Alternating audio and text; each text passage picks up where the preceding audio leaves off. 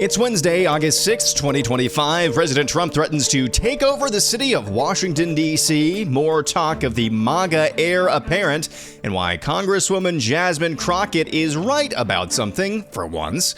Next on the AM Update.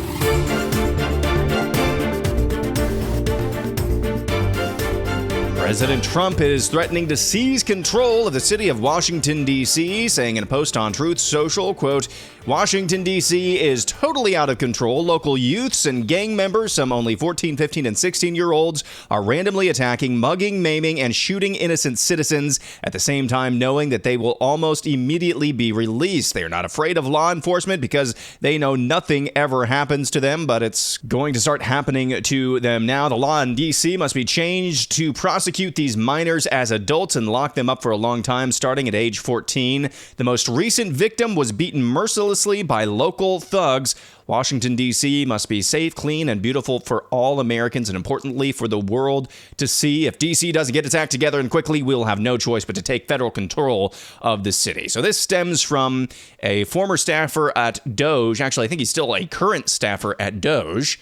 This guy was just walking along the streets of D.C. this week, saw an elderly woman getting beat up by a gang of teens, went over to intervene, and he himself was beat to a pulp, just beaten bloodied. The name of this staffer, I can't remember his name, but he's known more popularly as Big Balls. That's the same guy who got beat up by a group of thugs. You probably heard that name before when DOGE was in all of the headlines. So President Trump threatening to take control of Washington, D.C., something I would absolutely fully support. Well, from D.C. to Texas we go.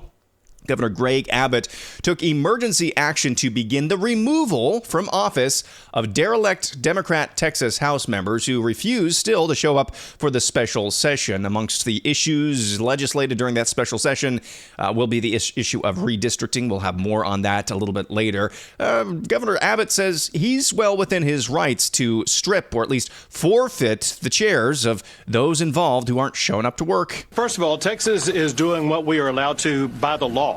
And one reason why that law exists the way that it does is because the Democrats brought a lawsuit after our last redistricting, and that decision and that lawsuit came out last year. And that lawsuit recognized that coalition districts are not required. And so Texas has a right to redraw these lines to fully represent the desires of every voter in the state. But, Sean, that misses the point here. The point here is that Democrats have done something that's very un-Texan. They've turned their backs on their fellow Texans. When it came to a fight, they turned and ran away, not just from this redistricting fight. They ran away from dealing with the flooding issues that are still echoing across the Kerrville area. Families desperately need results from the state legislature in this 30-day special session that are not going to be delivered because Democrats are hanging out in Chicago and New York and other places. So there is Texas Governor Greg Abbott saying he's well within his rights to take actions against those derelict Democrats. Better be ready to back that rhetoric up, Governor Abbott. I'll have more to say about that in Air Analysis. But first, the State Department is launching a pilot program that would require illegals from some countries to post a bond as high as $15,000 to secure a visa for business or personal travel. It's the latest move by the Trump administration to crack down on countries with high visa overstay rates. The Monday rule posted by the department does not list which countries will be affected, but said it would target those with high visa overstay rates or poor internal vetting.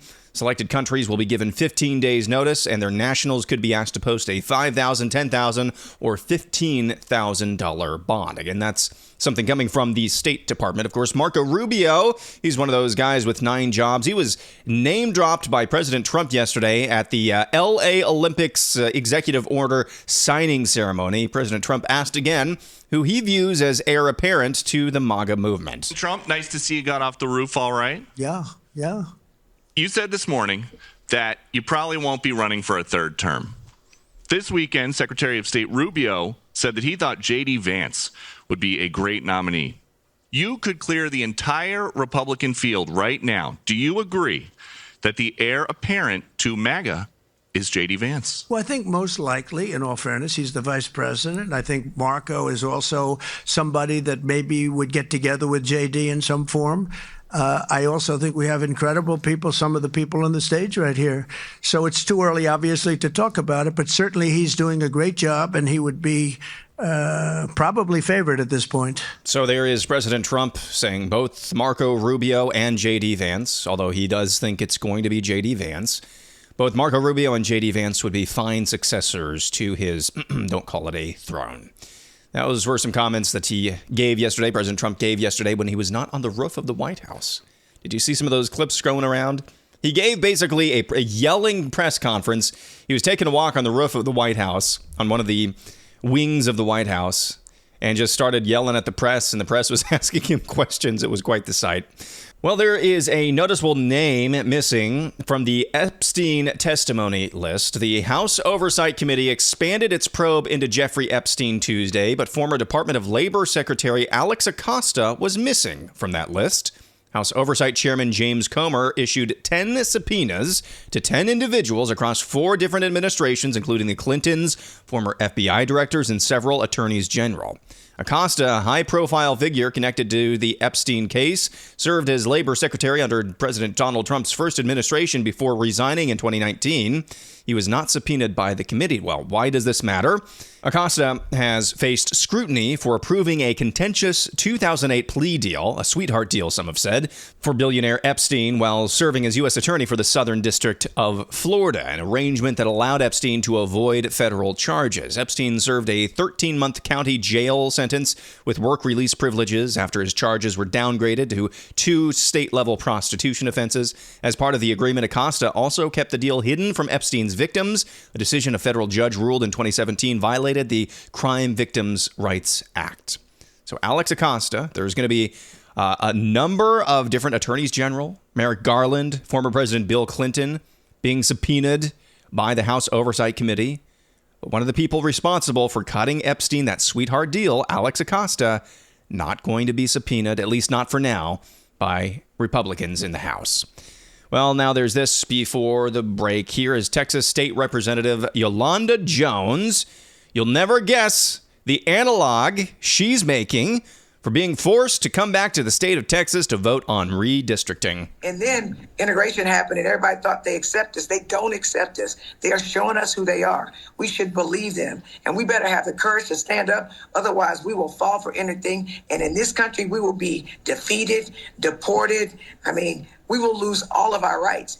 And if you think it can't happen, it can. And I will liken this to the Holocaust. People are like, well, how did the Holocaust happen? How was somebody in a position to kill all them people? Well, good people remain silent. Or good people didn't realize that what happens to them can very soon happen to me or somebody I love. And so even if you made it, man, you have an obligation to help people who can't. So that is Texas State Representative Yolanda Jones, one of the people in the Lone Star State, not in the Lone Star State, actually. They're absconding from their duties, who says that being forced to do their job, to come back to the state of Texas, to actually do their job as state representative is akin to the Holocaust. Can we find some other historical analogies for once? Not everything has to be the Holocaust or World War II. The host of that show that she appeared on is Don Lemon, and just for those of you listening, which is everyone because there's no video element to this show, Don Lemon is just nodding along the entire time. So yes, having to go back to Austin to a special session is just like the Holocaust. Well, when we come back, there's some big news when it comes to mRNA vaccine technology. Some good news from that Cincinnati brawl that left several individuals beaten and bloodied, and why Jasmine Crockett is actually right for once. That's coming up next.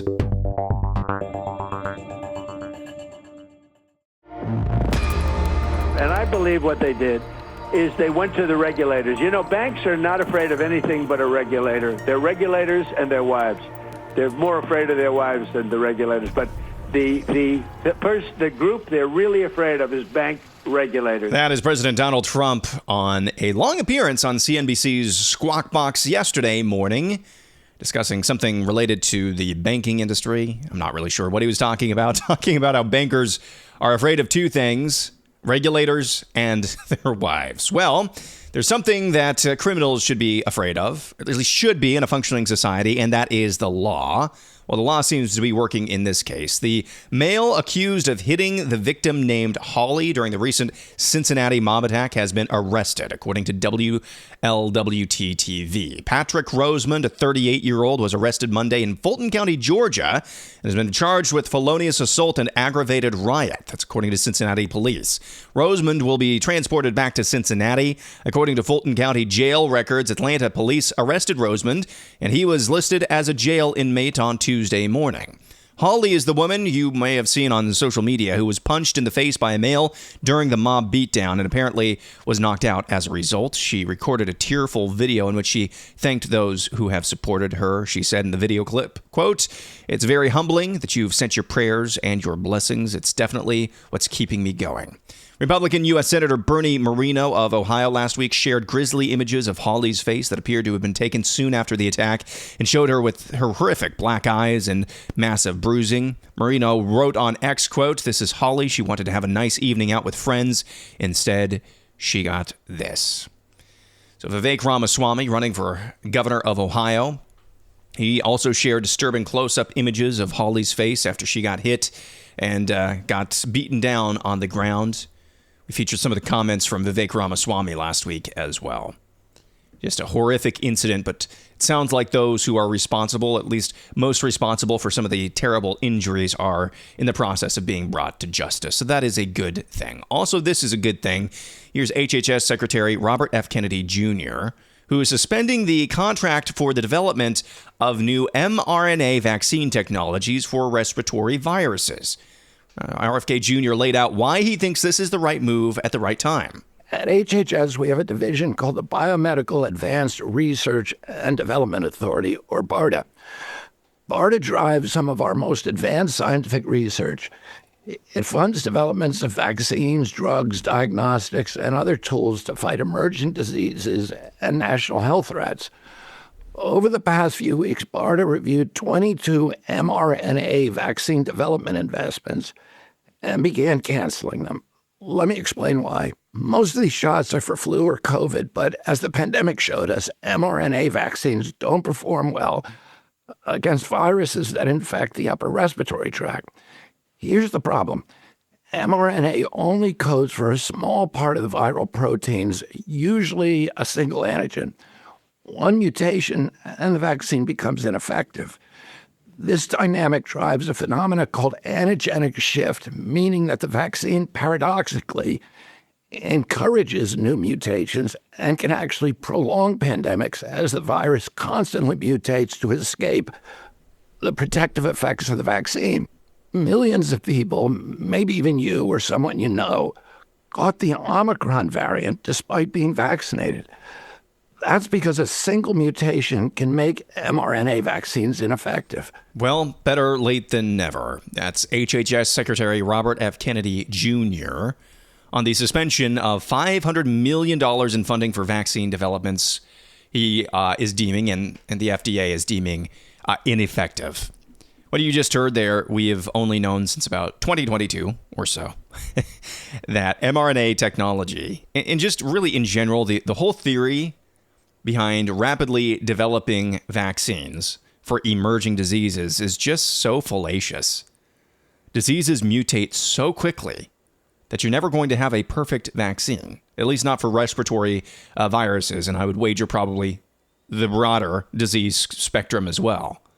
But we've known this, that the mRNA shots just could not keep up with the pace of the mutation of COVID and other respiratory diseases, and I think that was knowable since the beginning.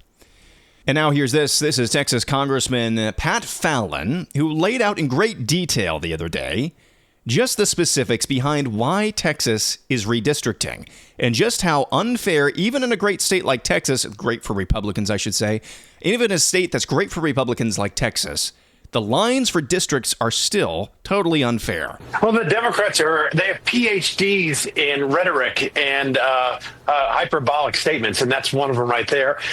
the data doesn't favor their argument. So allow me to explain. The top 5 blue states in the country, which are California, Washington, Illinois, New York, and New Jersey.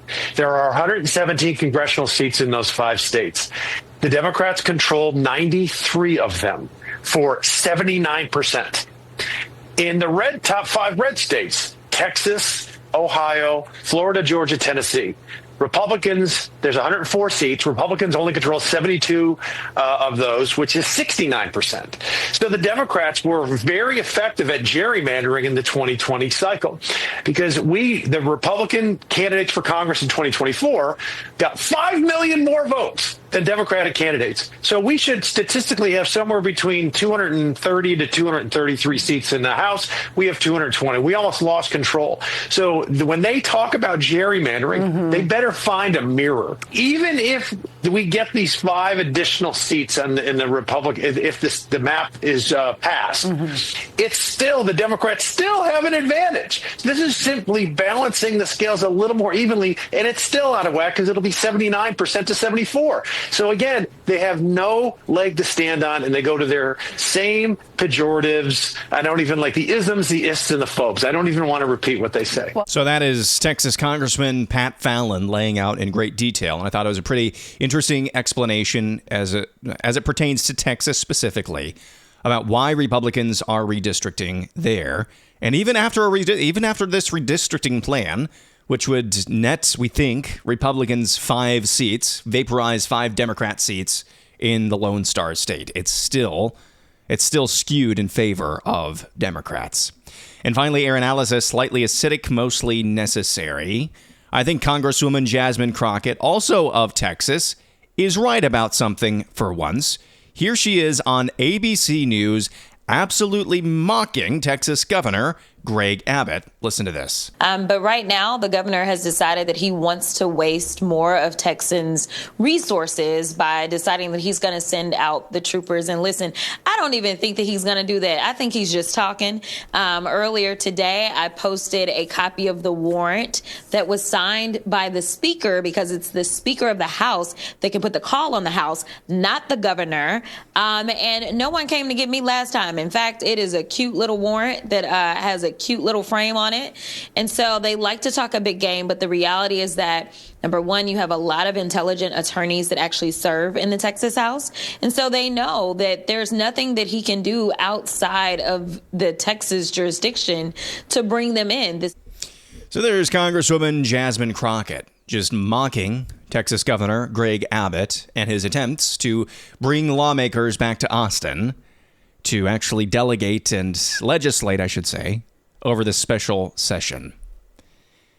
Here's the thing, Jasmine Crockett is absolutely right when she says that I don't think Greg Abbott's going to do anything. I think he's just talking. I don't think there's going to be actually any action taken.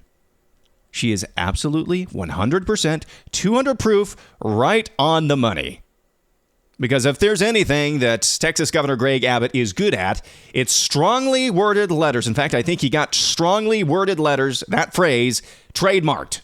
I think it's trademarked. If you look it up in the U.S. Patents Office or whatever office deals with trademarks, you're going to see Governor Abbott's signature and name right next to that phrase, strongly worded letter. There's going to have to be handcuffs. I'm so sick of writing headlines. So sick of writing artwork for this podcast and others. Where's the arrests? Where's the handcuffs? You can't just keep talking a big game like this, because otherwise, numbskulls like Jasmine Crockett are going to pull your pants down like you just heard there. How embarrassing is that? If you're Greg Abbott, that's somebody who is just... She is not an intelligent person. She's got a big mouth, and that's just about it. But on this issue, she's absolutely pantsing you. Because you know, and she knows that you know, that you're not going to hold anybody accountable. So she can just run her mouth all she wants. That's embarrassing. That's humiliating. And she will continue to be right until she's not. So, for the upteenth time, we need arrests. We need to see handcuffs. That's all. That's the end. And that's going to be the end of AM Update for this Wednesday. Back at it again tomorrow. I'm Aaron McIntire, and this is the AM Update.